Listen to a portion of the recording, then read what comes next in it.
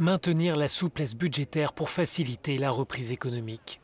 La Commission européenne estime que les mesures de soutien mises en place par l'Union devraient se poursuivre au cours des 2 prochaines années afin de surmonter les conséquences de la crise provoquée par le Covid-19. Les dérogations aux règles budgétaires pourraient ainsi se maintenir tant que la croissance n'aura pas atteint son niveau précédent la pandémie.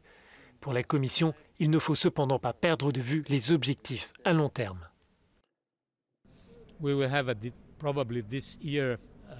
Nous aurons probablement cette année une dette autour de 100% du produit intérieur brut de la zone euro, ce qui est très élevé et sans précédent. Ce n'est pas un problème énorme à l'heure actuelle à cause des faibles taux d'intérêt et des mesures de la Banque centrale européenne.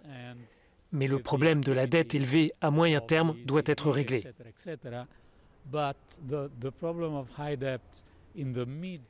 C'est un point que les pays particulièrement endettés ne peuvent pas oublier.